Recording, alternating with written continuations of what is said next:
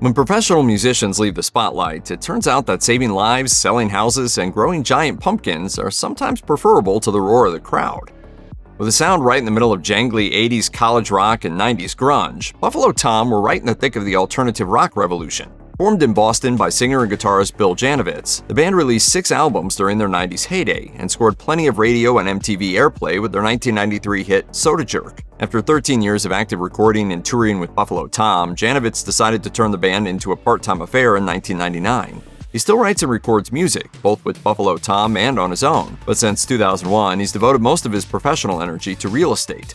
After making a name for himself as an agent with Coldwell Banker, he and a business partner formed the Hammond Residential Agency in Boston's western suburbs. He sold $50 million worth of homes annually before signing up with Compass in 2019, where he currently serves as vice president.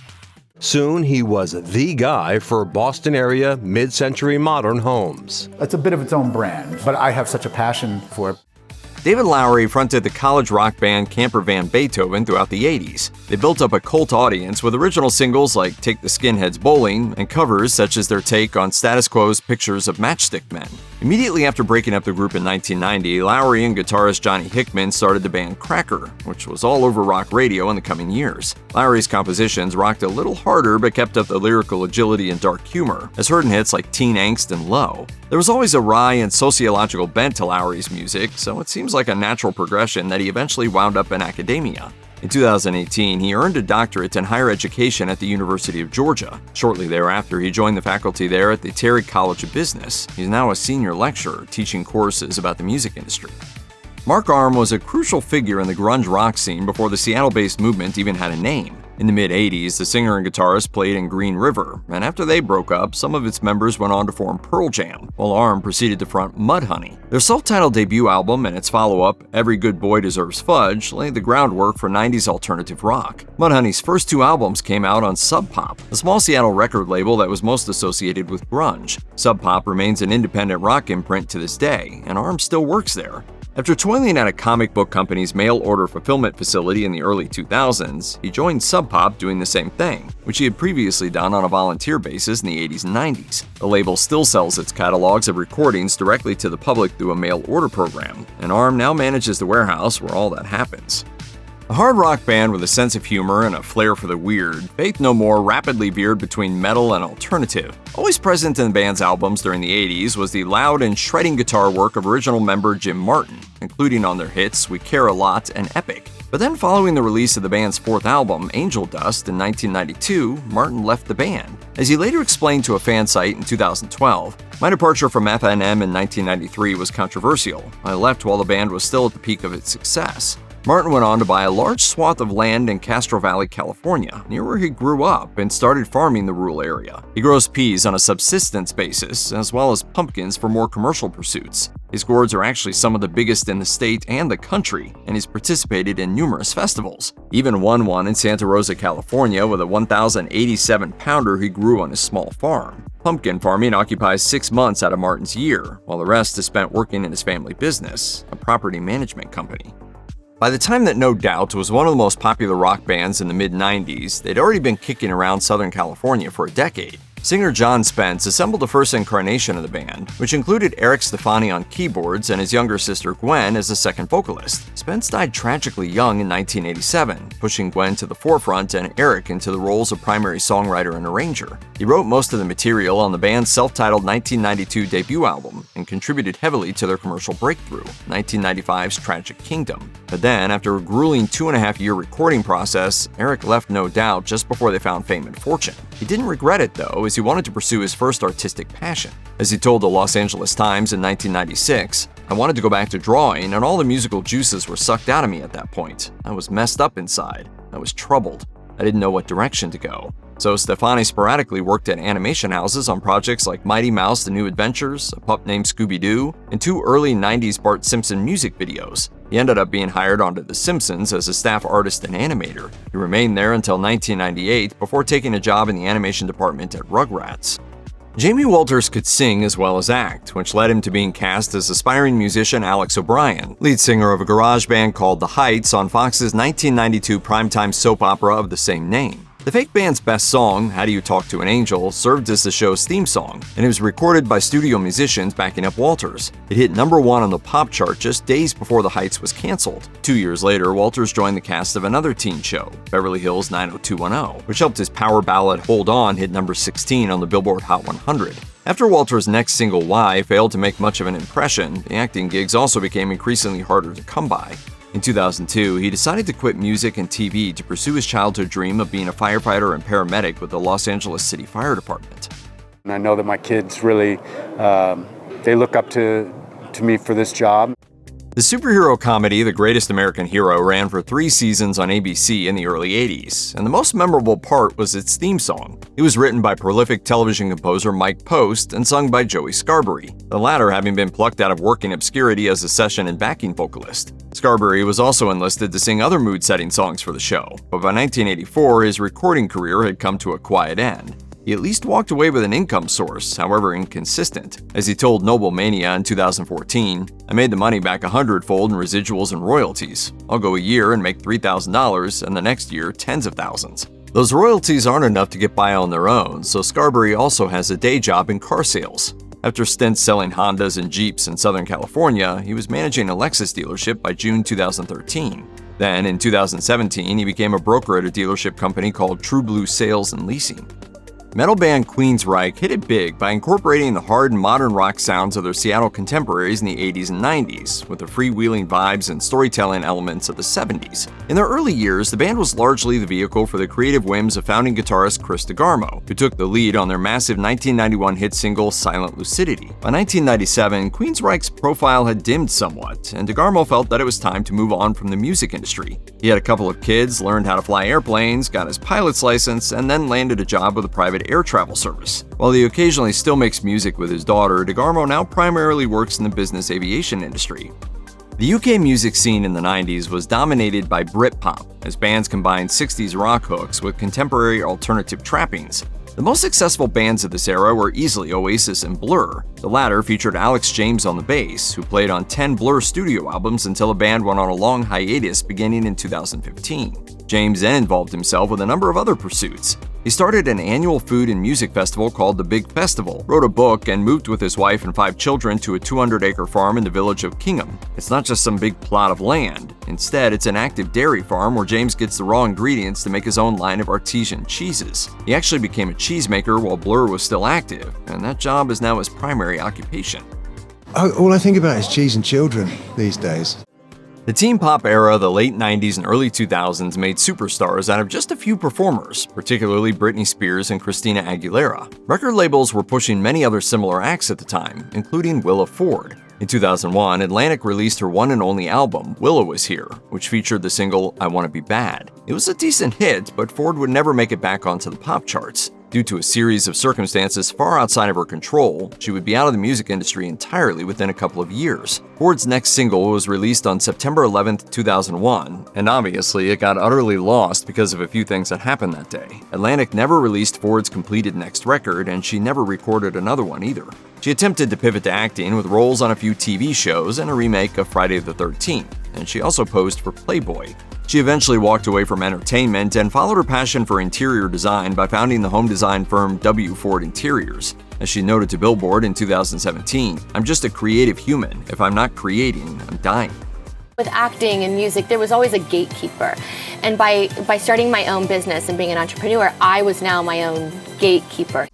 For most of the 80s and well into the 90s, Ronnie DeVoe was a member of 2 of the biggest R&B vocal groups of all time. First, he helped form New Edition, the bubblegum boy band responsible for the likes of Candy Girl and Cool It Now. After that group fizzled out, he defected with Ricky Bell and Michael Bivins to form the new Jack Swing trio Bell Biv DeVoe, best known for their hit song Poison. While DeVoe still occasionally tours with one of his groups on the nostalgia circuit, he entered the workforce in 2002 as a real estate agent with a Remax outlet in the Atlanta area. Within a few years, he was ready to set up his own companies, DeVoe Broker Associates and DeVoe Real Estate. Then, in 2021, he wound up with another Atlanta agency, eXp Realty. He also traverses another performance circuit, speaking at conventions on the topics of fair housing and financial literacy. Everybody has a purpose in life, and I feel like entertainment was one of mine, but this right here is more important. With his playful and infectious tone, Juvenile was one of the definitive rappers of the Millennium era. Popularizing the New Orleans hip-hop style, he's best known for party-starting bangers like 1999's Back That Thing Up and 2004's Slow Motion. Juvenile took some breaks in his career, but he never fully quit music, though his business and creative interests mostly resided elsewhere. In 2020, while homebound during the COVID-19 lockdown, he discovered his passion for furniture and housewares and started a company called Made by Juvie. He designed light fixtures, tables, gun racks, chairs, beer taps, and other objects, and demand eventually became so high that he had to cut off orders in 2024. Neo-soul singer Erykah Badu has been a practicing doula since 2001, helping dozens of mothers deliver their babies either at home or in birthing rooms. A doula is a non-medical individual who provides physical and emotional support to mothers and their families during and after childbirth. Badu refers to her role as, quote, the welcoming committee, as she helps usher new life into the world and serves as a calming presence for mothers. She told Origin magazine in 2013, I started studying on my own, different techniques and the variables of what being a doula is about. I learned to originally be like water in the place that I was so that I could be a container for whatever they need.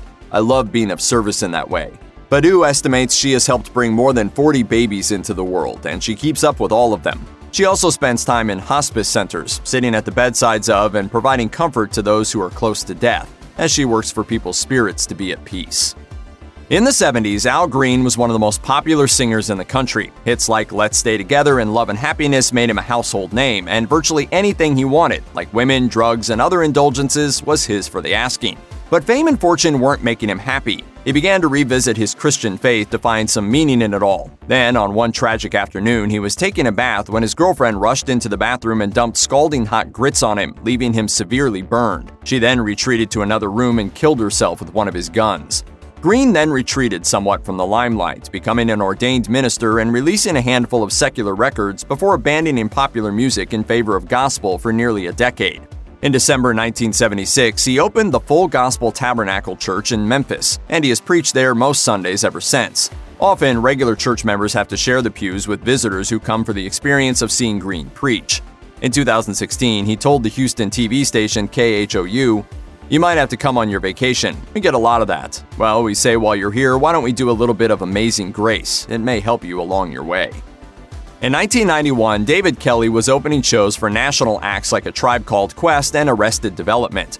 Later, he joined the hip-hop group All Natural, with whom he would record 5 albums.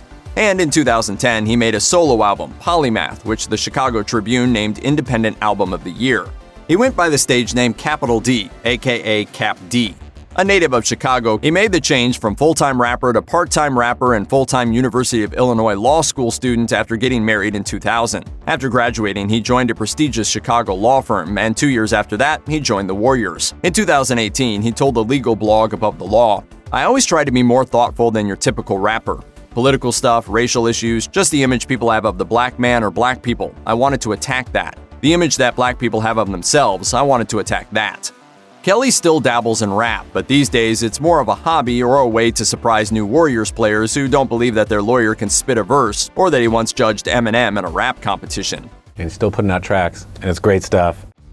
In the late 70s and 80s, Jeff "Skunk" Baxter was one of the most sought-after guitarists around. He played on countless recording sessions and incorporated his 6-string music into 2 of the era's biggest bands, Steely Dan and the Doobie Brothers. In the mid-80s, he became fascinated with how similar music recording technology was to the technology guiding the United States' defense systems. His neighbor, a retired engineer, got him interested in military-related publications, which turned into Baxter writing a paper on converting an existing military ship-to-air missile system into one for military defense.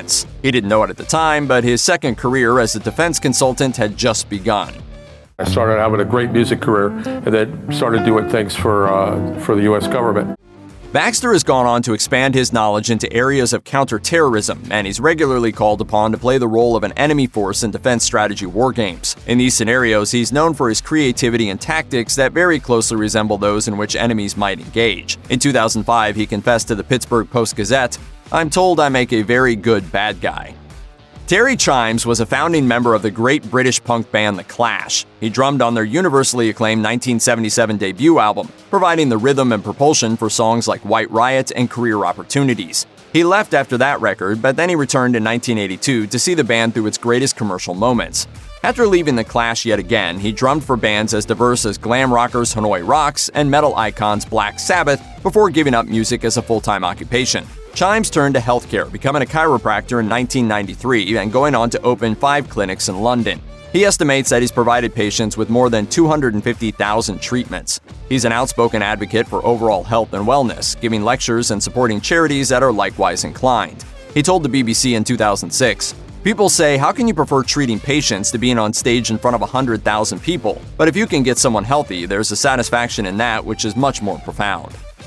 Growing up, Greg Graffin had what he once called a, quote, congenital distaste for authority. He rebelled against all forms of oversight, particularly those authority figures with dogmatic attitudes. His most immediate visceral response to such people can be found in his music, which he's made with his punk band Bad Religion since 1980. Through his lyrics, Graffin has spoken directly to audiences, providing them with food for thought and ammunition to use in arguments against those people and institutions that would hold them down. Outside of music, Graffin works in academia. He holds a PhD in zoology from Cornell University and acts as a lecturer in life sciences, paleontology, and evolution. Regarding his personal life, he does not subscribe to any religion, though he doesn't consider himself an atheist. He instead argues that he's a naturalist. He told the Denver Post in 2010, "I want some fact-based evidence about where we came from. Things we consider mysterious need not be attributed to a deity." In a way, such beliefs are a continuation of a lifelong rebellion against authority.